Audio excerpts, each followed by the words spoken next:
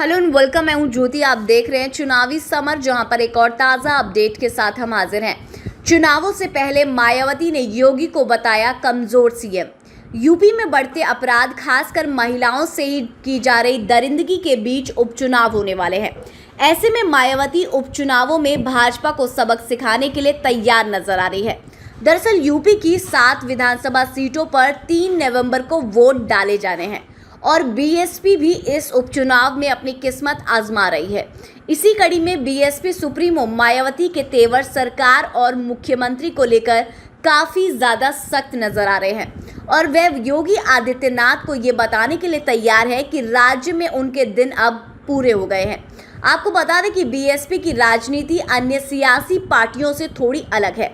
दरअसल बीएसपी उपचुनाव में अपने कैंडिडेट नहीं उतारती थी, लेकिन 2019 में जब 11 सीटों पर उपचुनाव हुए तब बीएसपी ने अपने उम्मीदवार उतारे थे और एक बार फिर बीएसपी इन 7 सीटों पर अपनी दावेदारी पेश कर रही है।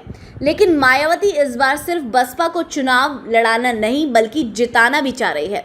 इसी दौरान राज्य में अपराध बढ़ने से मायावती को भाजपा को घेरने का मौका भी मिला गया है। जैसे कि हम जानते हैं कि बीते दिनों हाथरस, बलरामपुर, गोंडा में दलित बेटियों के साथ दरिंदगी का शिकार होना पड़ा बेटियों को। वहीं बलिया में तो प्रशासन के सामने ही एक व्यक्ति की हत्या कर दी गई। साथ ही भाजपा नेता खुलकर आरोपी का समर्थन भी कर रहे हैं, जिससे भाजपा सवालों के घेरे में आ गई है। ऐसे में मायावती ने योगी सरकार के खिलाफ अपने हमले की धार को और भी ज्यादा तेज कर दिया है।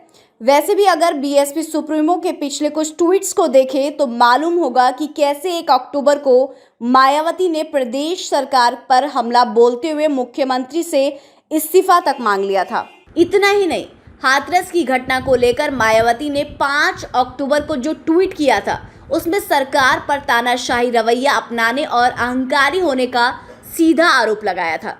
वहीं मैं 6 अक्टूबर की बात करूं तो मायावती ने दंगे के बयान पर योगी को घेरा था।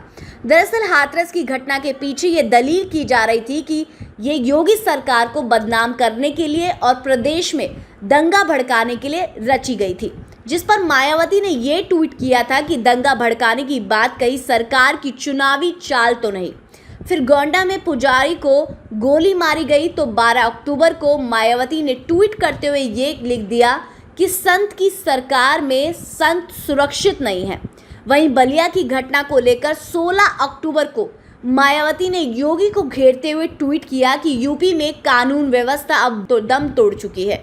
इस तरह मायावती ने हर एक पल योगी आदित्यनाथ को एक कमजोर सीएम बताया है। यानी कि मायावती ने साफ कर दिया कि विधानसभा उपचुनाव में भले ही कुछ दिन बाकी हों, लेकिन उन्होंने बहुत ही पहले से योगी सरकार को ये बताना शुरू कर दिया कि इस बार हताश जनता भाजपा को चुनावों में जोर का झटका देने वाली है। उन्होंने इशारों में ये भी संकेत दे दिया कि राज्य की सत्ता पर एक तरह से अब अपराधियों का कब्जा हो गया है, इसलिए जनता को ऐसे अपराध समर्थक सरकार से मुक्ति चाहिए।